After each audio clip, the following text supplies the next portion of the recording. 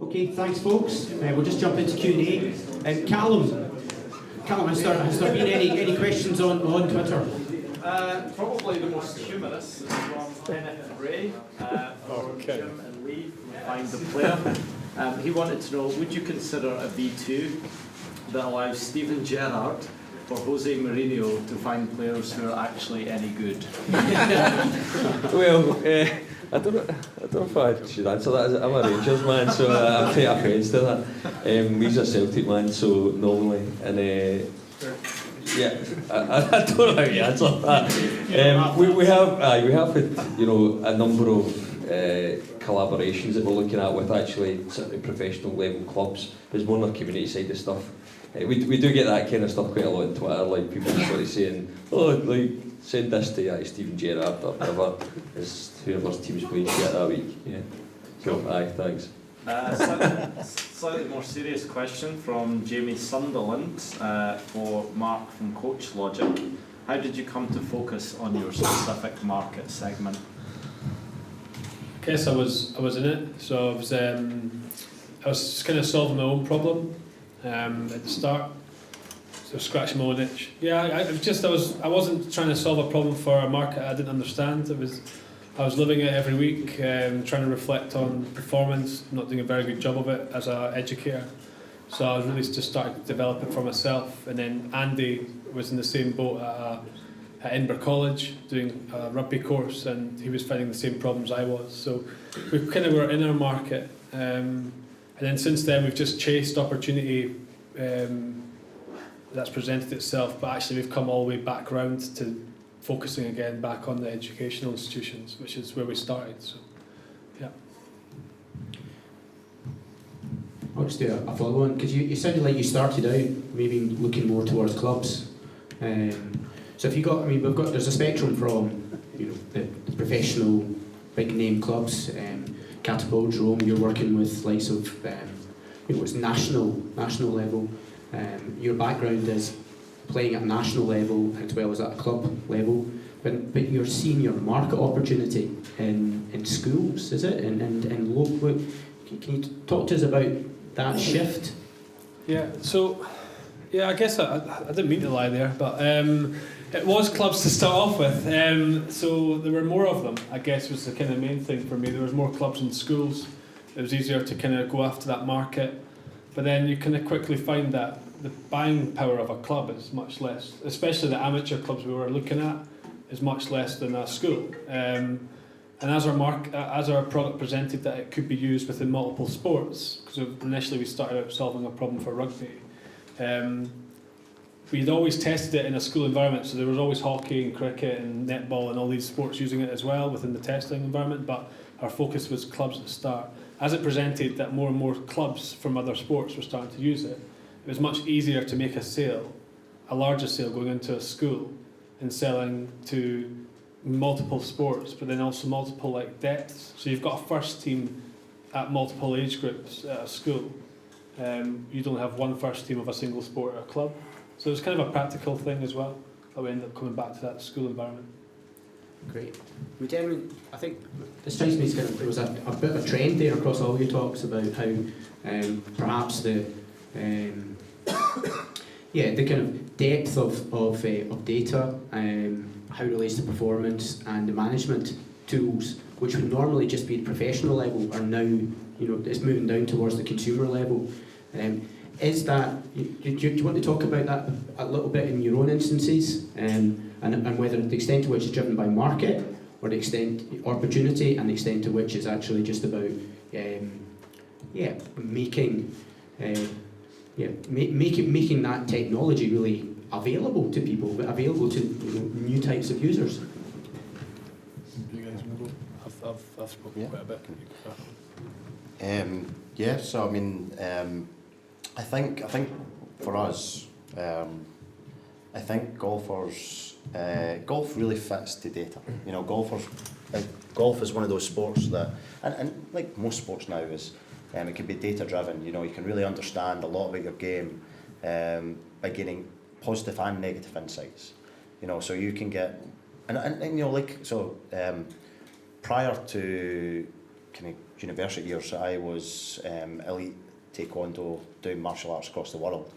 And it was really simple, you know, you build from when you perform well and the things that you do very well at, you have a positive psychology about that. You know, you're confident, it comes easier, and all of a sudden that gets better and better and better.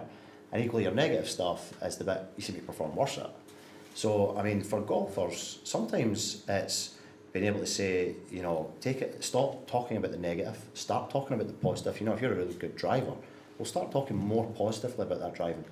And certainly there's a number of golfers that it isn't until they're shown it in data that they'll sit and go, wow, I'm playing to a scratch, as a 15 handicap, I'm playing to a 4 handicap level for my driving.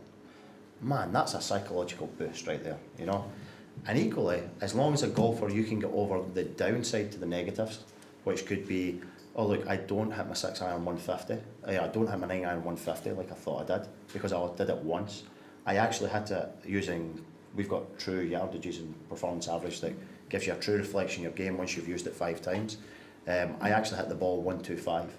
Well, that takes an ego out the game, and all of a sudden the next time you play and you've got 125 to the pin, you lift your 9 iron and you're not thinking negatively, you're confident in the club selection, and actually because you're more confident, that psychology is there, that you're more relaxed, and guess what?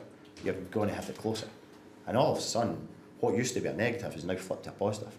And if I'm honest, you know, this 2.7 saving, it's on some really, really simple course management stuff that the amateur golfer, you know, hasn't really thought about. But the pro golfer has been thinking about it since 1960, you know, and Jack Nicklaus was the first golfer that did all of this before anybody else. And guess what? He had a bit of a head start of 10 years of majors and anybody else that was doing this. So, I mean, it's starting to come down at all sports, which I think is fantastic. But equally, the technology is starting to be there to make it easier for the amateur golfers to collect this data. Because how would they have done it 20 years ago?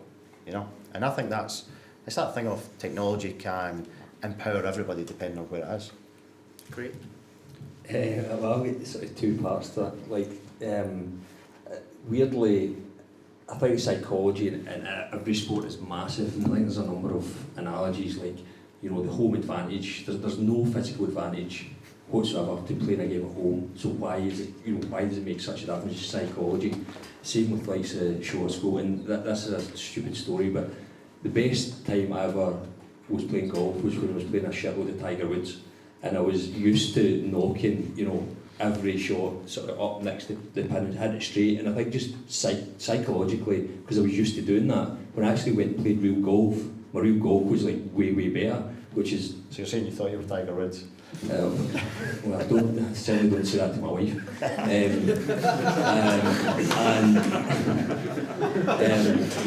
But I think, you know, if you look at elite sport, if you see stats, whether that's, you know, the kind of Opta stats about distance travelled or, you know, top speed or whatever it is, passes, whenever grassroots sports people see those stats, they want to see them for themselves. So whether that's, you know, a rugby game or a 5-a-side game, and I think products, you know, like Catapult, if they can enable grassroots sports to deliver that, and again, I think it comes back to delivery. I think it's got to be delivered in a really, really simple way, in a really intuitive way for users, because if it's not, people just don't use it. But I think if we could incorporate something like, you know, Catapult for grassroots players into, you know, say a regular 5-a-side game, people would love that. But there's just no way for them to get it because it's out their price range at the moment. So I think if we can deliver stuff like that, there's lots of cool ways that, you know, you could kind of optimise that with Catapult or Fitbit or whatever it is people use. So I think there's lots of really interesting collaborations, and I think it all comes from the top down. If the professional athletes are using it and seeing it, everybody wants it. It's just how you implement it. So that's my 2 cents. Yeah, not much more to add, except like, yeah, on your last point is exactly what Cowboy is doing. So I'm a bit far from this bit, but yeah, I guess this is where Cowboy come from, the elite, and I guess the elite, yeah, they're always looking for this edge, so that's why they're already at the top of and depending on which sport or which club, they are also ready to pay the price to get this last text, the last things that they want to get the edge on it. Although it's quite interesting now also working with different elite sports and clubs, that you can see the quite differences between, for example, in rugby, I think they are definitely much more advanced in what they are using than football. I guess about also organizations, so they're using like GPS technology for more years than in football games, for example, and they're more willing to share between clubs, because also again GPS, all those kind of things, which is quite interesting, is you will get, if let's say you focus on games, then you will get only data about you if you have the whole organization or the FA or whatever is the organization want to share this data with the other clubs. Otherwise, well, it's useful up to a point. But then after that is it's kind of priced down to the unit. So then if people are doing this at the top, you see more and more of those vast now also in the World Cup, it's those different things, and people want to know more about. So more people also see those stats. So you want to compare yourself, and this is exactly where Carpo then kind of launched this Player Smart Coach, and it was kind of a soft launch last year, and just to test whether, again, about also gas price range, again, that's why it's so the stack is still definitely getting cheaper and cheaper, but it's still it's still something like you would not, it's just not £5. But it's very interesting to see that this is commoditized more and more into users, and it will be interesting to see how much five-a-side players would like to buy that and actually use it, and how this will actually improve their game or interact, and how they want to use that. Great, thanks. Any questions from the floor? I have a question around sales strategy. So how do you determine your pricing, your sales model, and how have you sort of determined whether you're leaving money on the table or you're maximising the value?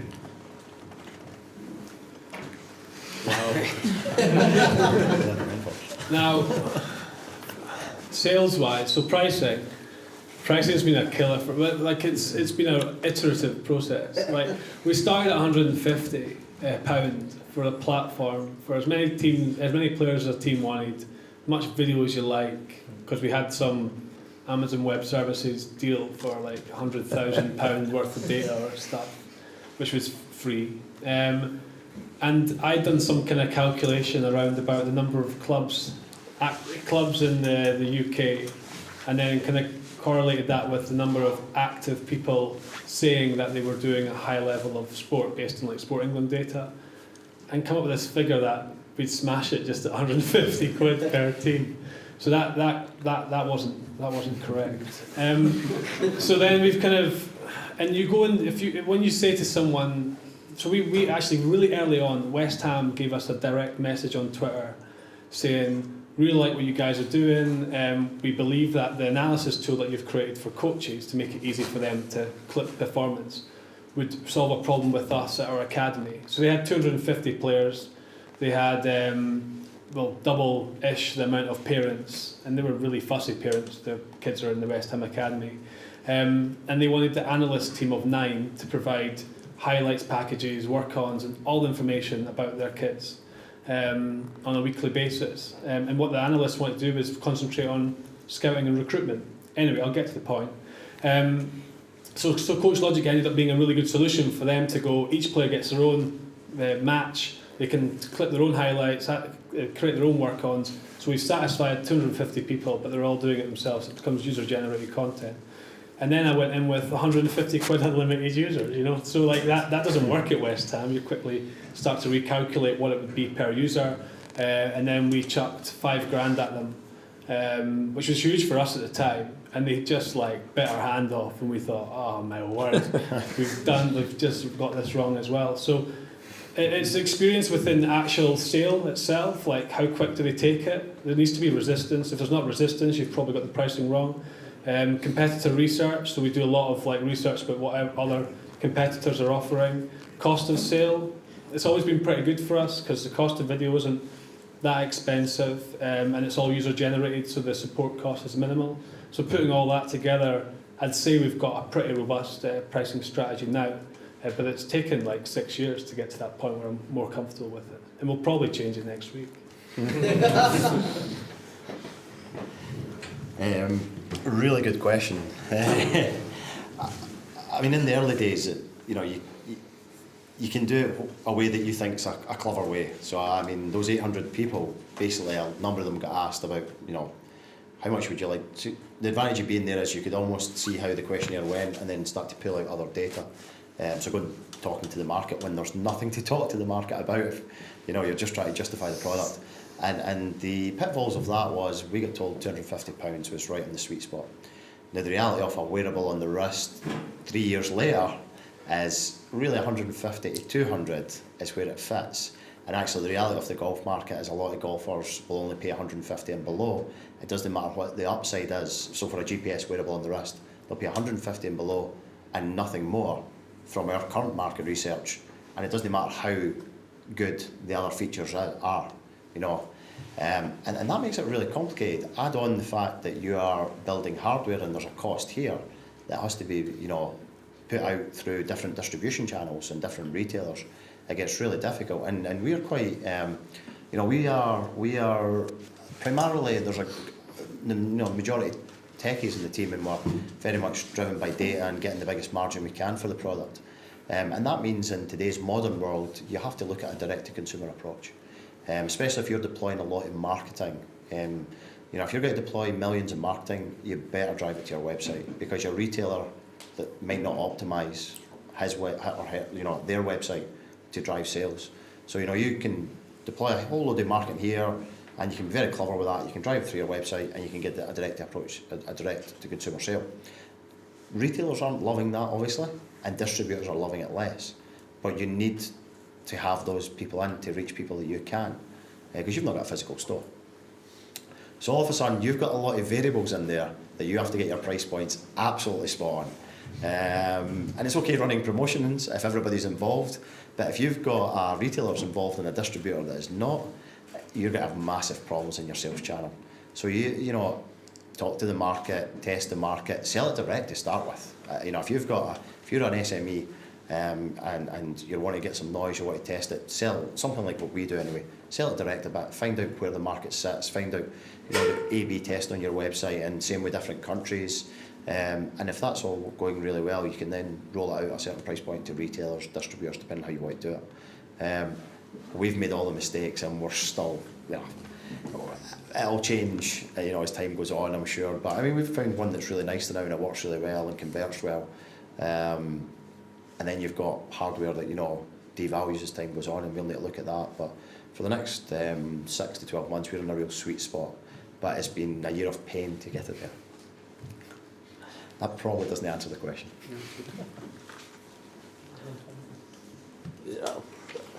Yeah, we're in a massively different space. We are kind of free app, sort of standard, like Facebook and everything else, where everybody understands that you get the product free, but we monetize in other ways. So I think for me, we're always just kind of looking at value, and how, if we say to you, right, instead of you turning up cash to pay your game every week, we actually handle payments. Would you every week for 15, 20, however many players, instead of paying £4.50, pay £4.70, and you don't need to worry about turning up with your wallet in a line at the side of the pitch every week? Are you happy to pay 20p? So I think for us it's always just about looking at value, and would you be happy to pay that small bit? Obviously we've got another several other sort of business models in terms of where we generate revenue. But I think if we go to speak to venues and say, look, can we buy these pitches off you, or can we help you fill these courts? It's really looking at it. It's just value for us. It's like these are lying there doing nothing. It's a empty resource. It's dead resource. If we can take these off you at a big discount, like how cheap can we get them and how easy can we fill them? So I think it's I think these guys have probably said it much more eloquently than I, and they've got more experience, because we're sort of very early stage in terms of revenue. And then we're pre-revenue. So we've got a number of sort of suppositions in terms of where we want to take it, and I think it's just speaking to the users and speaking to your end customers, and then testing and validating that. I want to add much more on Campo, because I'm not really involved in this process. But I guess the only thing which I found interesting from my side at Campo is also the shift over the last past 4 years. That's kind of started when I started. Between also where we are a hardware company, moving to more and more software. also because they were actually was created by engineers. That was the founders are really pure engineers, and they were really about like techie and really around the GPS unit. But they found like obviously the hardware. So yeah, it goes with the software. And then the other interesting question around, especially with that, is the capital purchase versus subscription. Can't add much more, but that was a quite an interesting discussion, and it's kind of also ways back and forth about where, and plus with the capital being on the market, so you have this pressure as well. So, but I found the having hardware, software plus the capital deal versus subscription quite always interesting. I'm not sure if you have like the magic recipe for that, but yeah, I guess it's try and error. Just to follow on from that, I mean, David, am I correct in understanding that you have said no to subscription? I mean, we provide our users with a lot of value in the software, and you know that software will get built out. And yeah, we're trying to stay focused on that. Now that can be difficult to do when you've got investors saying recurring revenues. We are also looking at a more traditional app model as well. So we effectively, with one or two very small changes, we've basically got an editing platform where you can add in shots. Let's say your device runs out of power, or you have a missed shot or something. You can go in and add in a shot. We can actually build that into a free app. And we're looking at using that model to sort of look at subscription models as well. And also there's advantages again, bringing in a sales pipeline for that. So we're actually going to try and do a freemium app model as well. That'll probably have some subscription bolt-ons. But those users that invest in the product, we try and look after them differently. In all honesty, and this is where you have to go and talk and look at the market and different set of circumstances. The golf market with regards to subscriptions on hardware, it's been tried in the past for GPS products and kind of failed to the point that everybody was running to the one manufacturer and that actually only did sell a product. Even 2 weeks ago, we surveyed 1,000 people at Dunhill Links, and it actually told us that they're willing to pay £50 more for something outright than to pay a subscription model over 12 months. So not even an ongoing subscription. That tells you a lot about the market. That tells you that obviously the market are affluent, they've got a certain way of thinking. So it comes back to go and talk to your market.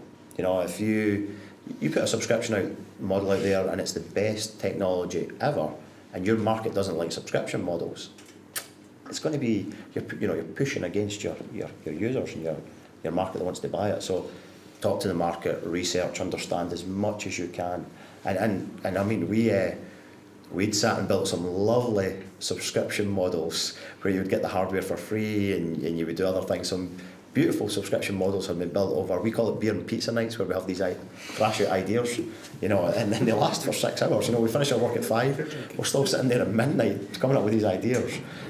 So we'd sat there one night, all hours of the evening, we'll go and survey the market, this will be the best thing ever. You go to the market like, nah, we want to buy it outright. Much to the point where you're changing the questionnaire around to say, well, £60 cheaper to buy it through a subscription model over 12 months. Nah, want to buy it outright. You're like, wow, can't do it. Okay, well, our model's working. Let's stick with it. So, yes, is the answer. Great. So I was just wondering, Jim was mentioning about MVP launching. Should be super proud of it when you launch it. But at the same time, you were saying if you launch too early, you kind of get slaughtered, especially if you have software and an app. Yeah. So how do you individually decide when, maybe a data science model or something is good enough to go out in the market? What are your individual criteria to launch a product? That's a $1 million question. I think what we try to do is just put too much in terms of features. I think looking at one of the things that we run into all the time is people here find a player and they think, alright, I get it straight away, it's a bit of a run sale, yeah I get it, it's find the last person for your 5-side game. That's typically what we hear. They don't actually understand that it's a sort of much bigger proposition in terms of it's a real sports participation network that solves a number of problems. And I think, with the name Find a Player, we could probably have launched literally that. We could have asked people what sports they were interested in, when they were available, where they lived, and then just done a sort of player matching bit initially. And that would, we'd have been able to get that to the market much quicker. But I wanted to have, being able to find games and then being able to run games, and then, it grows arms and legs, because he's like, oh, we just do this as well, and drive me up the wall. But I think if you can get a bit of your product working well to start with and looking okay, don't try and like boil the ocean initially. Just try and get something working well, get it out there, and then you can add bits onto it as you go. I think definitely in retrospect we should have done that, but there's no easy answers to that, because it is a challenge to, the App Store and the Play Store are brutal. Like literally we've had 1-star reviews because somebody has to join a game and they didn't get in, and it's like, well, that's like going and giving Tinder a 1-star review because you asked somebody out on a date and they said no, that's not Tinder's fault. That's the nature of the beast, and you just have to sort of suck that up, because that's what you're going to get. So you have to be, try and get it out as best you can, but just understand that people are going to slaughter it probably, and just try and improve as quickly as you can until you feel like it's ready to scale, and then build on it as you go. I don't know if that helped, but Great, Mark. For me, I think the release timing is important. I guess if you've got like your product launch, it's a bit different. We kind of released our product to people we were comfortable releasing it to, so just friends, I guess, or friends of friends, and we kind of grew like that. And then we were building solid relationships with people we didn't originally know, but we had a strong enough relationship, and we didn't have that many users that we could. It wasn't a scalable thing to do, but I was actually listening. I listen to a lot of podcasts. I don't read many books. I bought my first book in about 2 years. Anyway, it's called The Messy Middle. It's quite good. But I listened to podcasts, and there was a thing about Airbnb and being told to actually go and visit their customers when they could, and that kind of stuck with me. So releasing when you're comfortable, having strong relationships with your customers. At the point we're at now, though, we've kind of grown beyond that, where I don't know the guys that are using it. I can't ring them up. So we continue to have those subgroups. So if we've got a worst case scenario plan, if it's really bad, then we might not release. But if it's doable, then we maybe start releasing to a subgroup, so friends, and then maybe expand that. Maybe A/B test if we're kind of unsure on a couple of bits and pieces. But we'd release quite early, but then just limit the damage by doing it to people we know as well. So. Cool, great. What to add? Well, the only thing I could add is, like, in my view, is like exactly the same thing in terms of manage to build a relationship with some clubs that like very friendly, very open, but just make sure like they understand the risk, but also the reward about working with new things. That's probably the best way if you can. It's not always manageable, but that's what we try to do personally, at least. Great. Any more questions from the floor? Okay, Mick? Thanks. I'd like to thank all the speakers. It was inspiring, very inspiring for us. I think my question is customer feedback. I'm a developer and I'd love to do more of that. So I think my question is about process. I mean, it sounds a bit silly, but how can you make it easy for me? Maybe it's the wrong question. You just take it to work. But is there a way to when you go into golf clubs with questionnaires and talking to people, great, I'd like to do all that, but what's the process to make it more efficient?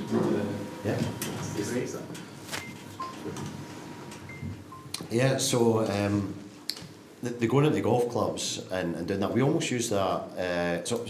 We do it a whole range of different ways. You can automate a lot of it into your app or into your technology to build in. For example, in your embedded to look for bugs and record those bugs, and as the user uploads from the wristband, those bugs come through, and you pull those bugs out and you use them a different way.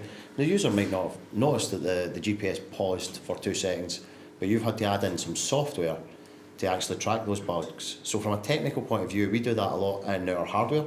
We do it a lot in our embedded software. We do it a lot in our apps where we have automatic tracking out the back of the software. Now the problem with a lot of that is, it's all very good to say that, but we launched our first app 2 years ago, you know, when we put out our V1 product. And although our app's moved on, a lot of that has been the nuts and bolts of some of the back-end stuff, which the user never takes value from.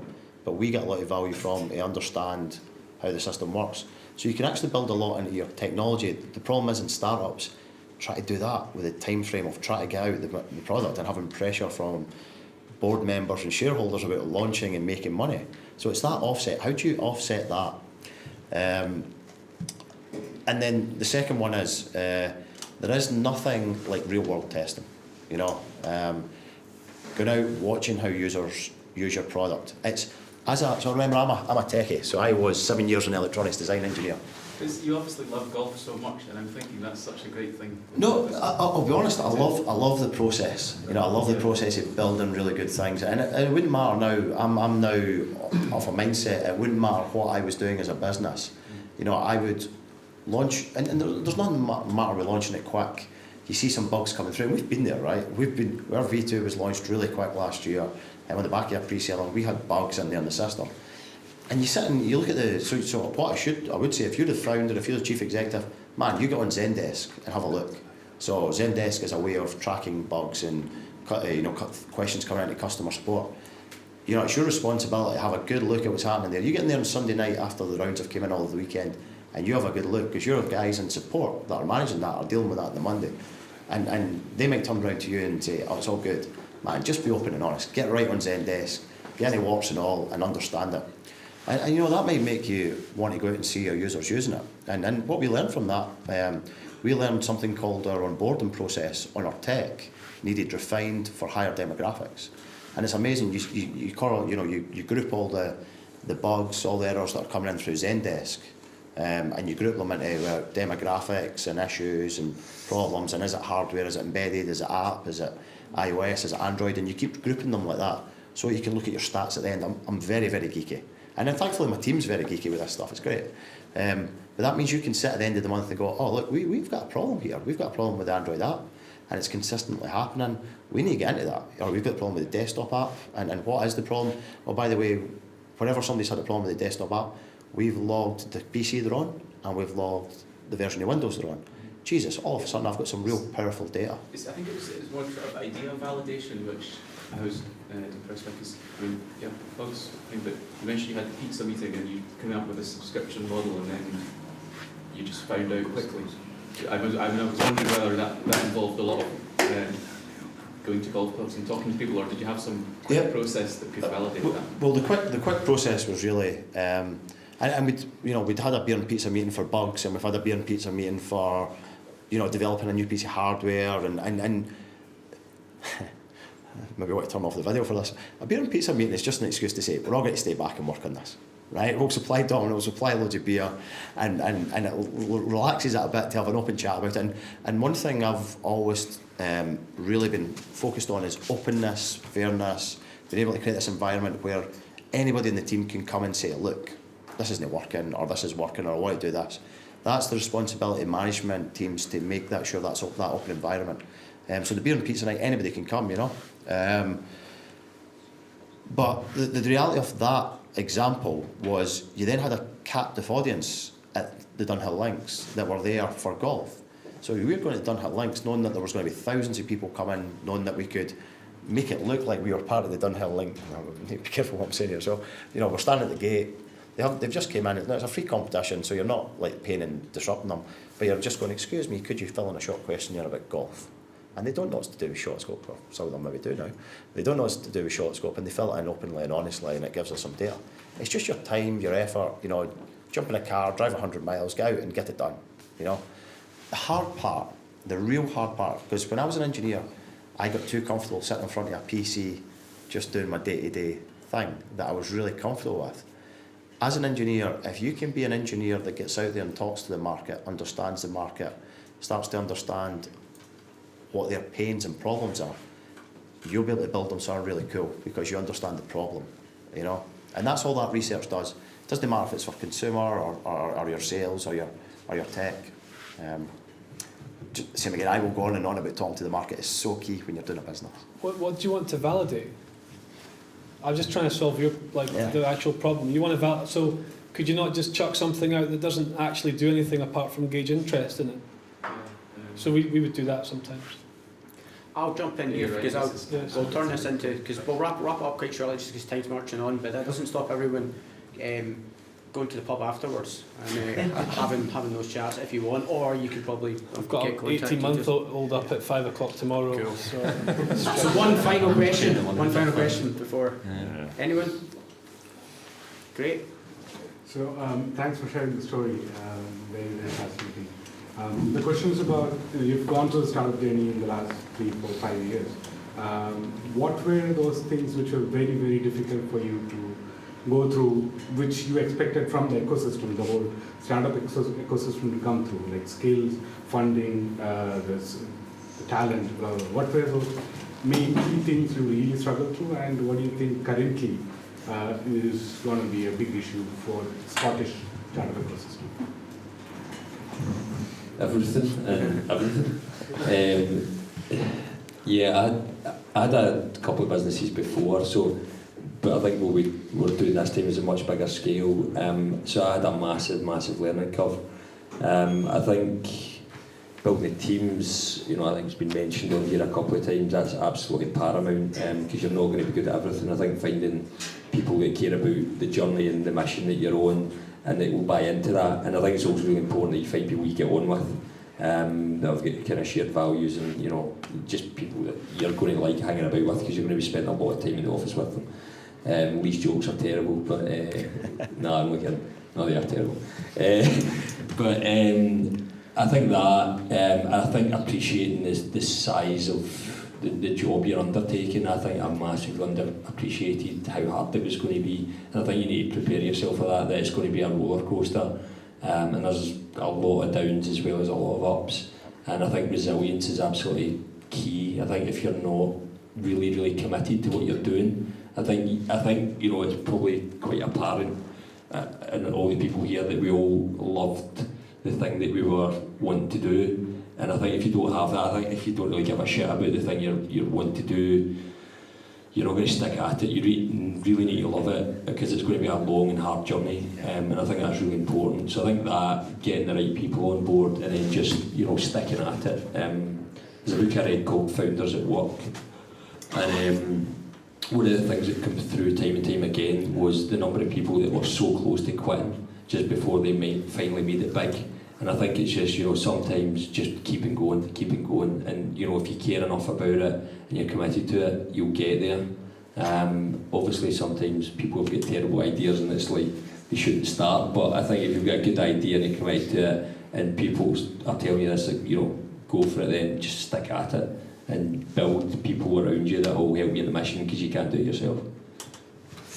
For me, it would be the family part of it. So I think you've got to be quite honest with, if you've got a partner, you've got family, that try not to sell them the dream that you might do to a VC, because the reality is different. So like you probably won't have a lot of time with them when you'd like to have. There'll be months where you can't pay yourself and you'd have to rely on savings or dip into the pocket of your spouse. So there's going to be hard times like that. I probably underestimated a lot of that, and had some hard conversations at times. I've still got this 5-year plan, but I've had 5-year plans since we started, and that was 6 years ago. So it's kind of where I'm going to get my boat, So it's having a bit of realism about that, making sure that everyone that you're going to disappoint at some point is going to be understanding of that, and it's not going to be a shock to their system when they see you kicking about Starbucks till 9 or whatever it is, or you get it. Yeah. I completely agree. Both the things the guys have said. It's so important just to be open and honest with yourself and the people around you. The only one thing I would add to it is comfort zone. Just forget about comfort zone. Just whatever your comfort zone is today, just push it so far out that over the next 2-3 years you're willing to keep moving that, and in a bizarre way, if you think like that and you're open to that and you're open to jumping on a plane at the last minute to go into something and being completely out of your comfort zone, whether that be standing up on a stage presenting or whatever, or talking to VCs. Actually, talking to VCs, go and find some that probably aren't the best fit and are probably wrong for you, go and make the mistakes with them first. Go and get in the door with them, have a chat, learn something, and then move on to the ones that you've researched that need to be the right ones. Go and test them. Same way, doing presentations, find somewhere to present to iron out all the errors. But comfort zone, wherever your comfort zone is today, just move it as far out here as you can, the back of the room if possible, and just get it to a point where you sit there one day and go, Jesus, where is my comfort zone? Is it gone? And there's nothing the matter with that. That means you're right there, right? That's hard to do at the start because you have got so much to learn, And there's nothing the matter with that. You just admit it, you get good people around you, and you go at 100 miles an hour. And all of a sudden, 2 years later, you sit and look around and go, whoa. 4 years later, you're like, man, this has moved. I've still got so far to go, but at least I've moved it. And it will take longer than you think. It always does. Great. Do you want to add anything final? Well, couldn't add much more. Well, I guess it's a bit different scale with Carpo, different challenges, but I guess maybe challenges like I'm facing and maybe Carpo's facing is more the global scale, and therefore for me I work remotely. So I guess as a team, like when we build teams, so I guess Gunbase is a great place where you can just meet up and you have a lot of skill set here. But I think a lot of people are also asking about the question, can you build a team of remote, work remote? And actually the product team is based in Melbourne. So not only remote, but it's 11 hours at different times. So that definitely throws challenges. So you can get obviously great skill set with people, but then this kind of relationship is definitely also a challenge that is also goes with growth. So you have the startup, the changes of the startup, but then also with the growth of growing company, you have also changes. And for example, this one is working remote and just keep this group together and working towards the same goal, same vision is maybe one of the challenge. An interesting one, definitely one. Great. Well, thank you. Thanks very much to our speakers for sharing their comments and vision.